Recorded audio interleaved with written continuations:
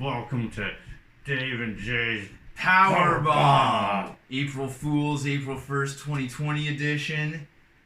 That's Dave. And this is number 3 of the Dark Order.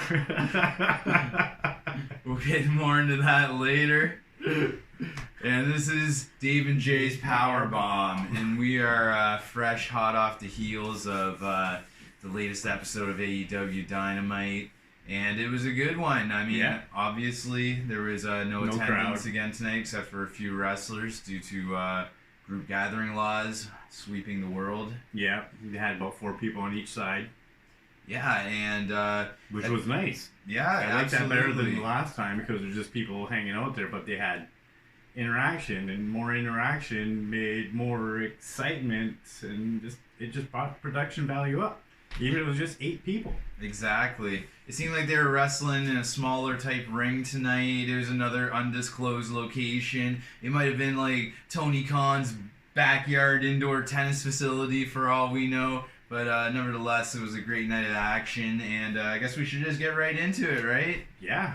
So first match of the night, we had Trent accompanied with the best friends, Chuck Taylor and Orange Cassidy, and he was going up against Kenny Omega. Kenny Omega and his weird Japanese techno intro. Yeah, and I like this guy. Yeah, he's crazy. He's out of his mind. He's got 2 titles. He's got that AAA Mega Championship and, of course, the AEW Tag Team Championship. And him and Trent put on a hell of a match. You know what? It was a tough one to pick because, it's the best friends, and we both love the best friends. Absolutely. And I'm actually really have become a fan of Kenny Omega, and I'm like, well, geez, who do I root for in this? But you know what? It was a great match, and it was hard to predict the winner. There was just a few spots, like, they went for the best friend spot and the group hug and the outside the ring. Cameraman kind of botched that up a little bit.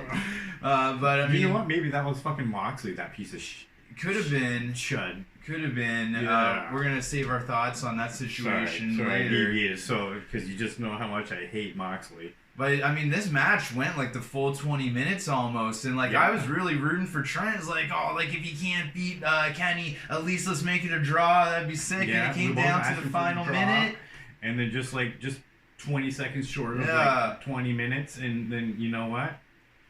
Omega hit it off. He hit the one-winged angel for the 1-2-3, and it was a great match. And I would have loved to have seen a draw. I don't normally root for draws, but Trent's my boy, right? A big draw against Kenny Omega, that's still a big accomplishment in this business. Trent, he showed quite stamina from taking the repeated knees from Kenny. Yeah, Kenny, he's notorious for that, and he does it very well. And so that was a good match. It was a really great match, actually. And then we had a second match of the night. We had a women's match. Yeah, and good to see the women's back. We had women's back. We had Hikaru Shida, who's #1 ranked contender for Native Beast, Nyla Rose's women's AEW championship. And she's going up against Anna Jayy, who's making her Dynamite debut. She was on Dark a few episodes, I guess, and another blonde bombshell. Yeah, and I guess she was trained by QT Marshall, among others. And we had some people watching the match. Britt Baker, she was somewhat interested. She was eating a sandwich, and I want to know what kind of sandwich she was munching on. It looked quite delicious. If any of you guys are watching the show, if you want to drop something down on the comment board underneath, whatever you call that thing, and I want to know what type of sandwich that was. We'll put a picture up there of 2 or 3, maybe. Yeah. Because it is Britt Baker. It looks like some type of breaded chicken or something, quite scrumptious. And talking about chicken or Britt Baker? On with the match. So... yeah, I mean, I don't know. Anna Jayy, her fundamentals are good. I think you said it seemed like she was overly trained. Oh, she was how you put it? Overly trained. Yeah, she was like a very sharp knife, but you could see the trained movement. There was kind of no loose about it, and even during the match, even Cody says look how well she is trained. Yeah, Cody was also before Cody. He did. I call it for you, you frat boy. None of you should be defending that frat boy, you chuds. I forget what I was gonna say. Yeah. So at the end of the match, It was Shida with the big win. I think she did that Falcon Arrow move. Yeah, 1, 2, 3. Pretty cool move. Pretty strong. She shows us she's a very strong woman to be able to pull that move off and make it look super clean. Yeah, but she's just going to be fodder for the native beast when everything's said and done. But on with the Her show. technique is clean, unlike you filthy chud. Whatever. Look how sharp I'm looking these days. Every Wednesday night, people. Be here. And, but, Jay, I'm going to let you introduce this next topic of discussion here. So I guess after Moxley fucked up the best friend's shot, he must have just... Because he was grabbing the camera from AEW Dark, right? Last week, he was a camera guy. That really blew me away, because especially after how bad me and Dave speak of Moxley. Well of him. I don't want to say trash of him, because then that would be like saying, I talked Moxley of Moxley. I can only view this world through these 2 eyes and these 2 ears. So, like, well, I know what he's getting. Little cowboy shit, ring-a-ding-ding. It's a yellow thing. So, yeah, Moxley is a no-show. They did some big promo. It looks like what they're gearing up for is Jake Hager versus Jon Moxley in 2 weeks. An empty arena match, no holds barred. And it's for the AEW Championship, or as Cody likes to call it, Big Platinum. And no, I think he calls Moxley Big Platinum. That's what I'm starting to wonder. Moxley ain't big nothing. Yeah, I know big that. No-show.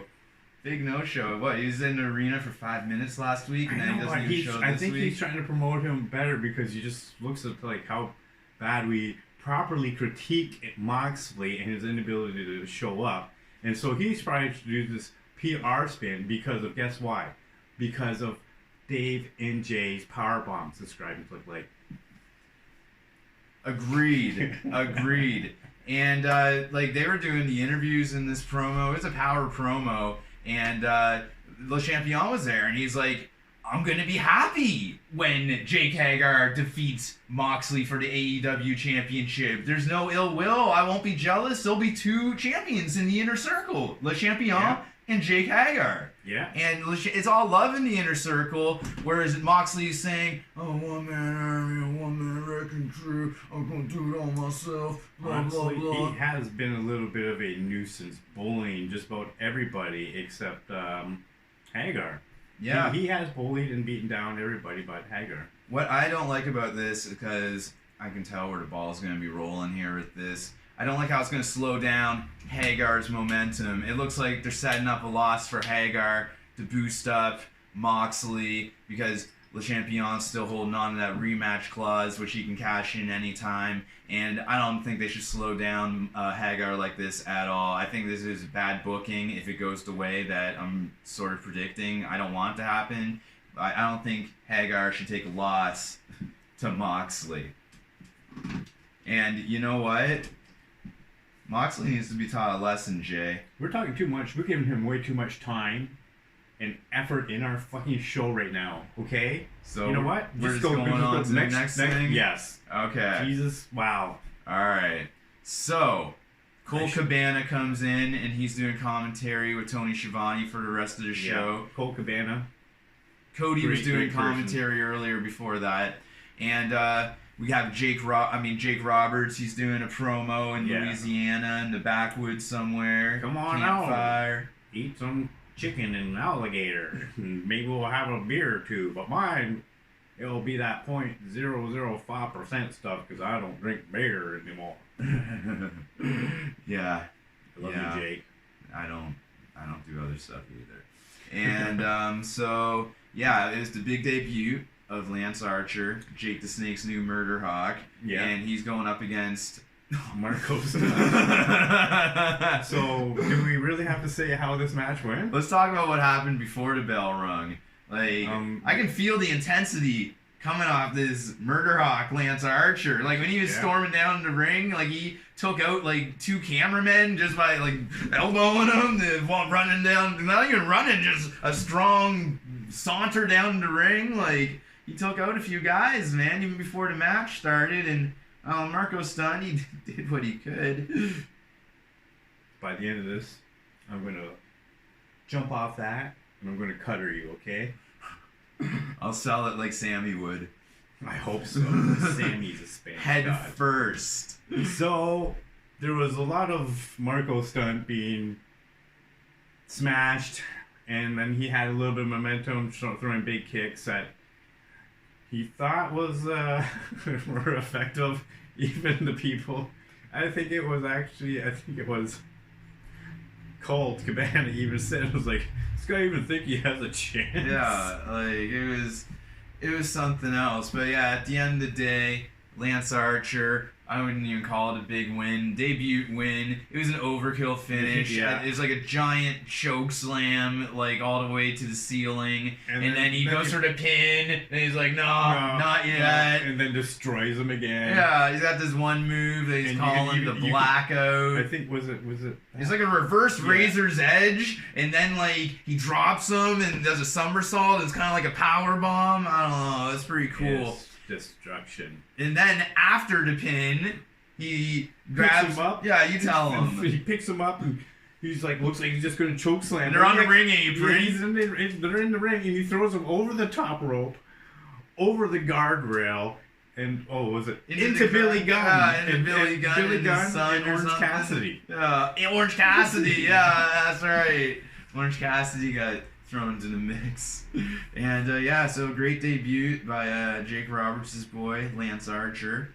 And then after that, we had a promo from the Exalted One, Brody Lee. And there's a new member of the Dark Order. We had the debut of 6 and 9 in the Dark Order, and this is number 3. I'm number 3. Number 3. And yeah. You guys know what number 3 means? I don't know. I want to stay on YouTube a little longer. And so drop a comment in the field about what number 3 is. you know what number 1 and number 2 is. And so yeah, there's a Brody Lee promo. They're inside some hotel banquet hall or something, some conference room, and some guy yawned around him, and then he got right pissed off, right? Yeah. He was like, there's nothing open. You don't need to be yawning right now. What's going on? Yeah, get rid of that there. So it was actually the debut of 8 and 9, and this is number 3. I think I got it wrong. I think I called it 8 number 6 or 9 number 6 or something. Whatever. They're just jobber number 8, jobber number 9. And they're going up against the Natural Nightmares, who consist of QT Marshall and Flat Dustin Rhodes. And they were accompanied with Brandy Rhodes, who we all know is Cody's wife. Yeah. And so I don't know, 8 and 9. They put on a show. They didn't have number 3 with them to back them up. Clearly, I would have been Number 3 had to stick with me to host the podcast. I mean, the show, the power bomb, and so I was good at the Dark Order and Brody Lee to help me out with that. I appreciate it. Shout out, join the Dark Order, # whatever. Yeah, but you know what's the cool thing about this match? We named the finishing move. Oh, that's right. So, basically, it was the National Nightmares who picked up the win against Jobber 8 and Jobber 9. And they got a double team move. It was pretty impressive. And Jayy dubbed it the Nightmare Lash. Nightmare Lash. And I think that might go over well. Get your Nightmare Lash t-shirts at AEWshop.com. 20% off right now, apparently. Just like it says on TV. Yeah. And then, so after the match, the Exalted One came down, and he was very disapproved. He disapproved hugely of the outcome of this match. I don't even know who overkill powerbombed. I don't know if it was number 8 or number 9. Wasn't number 3. He's right here hosting a powerbomb with me this week. Yeah, you'll see me always wearing t-shirts. So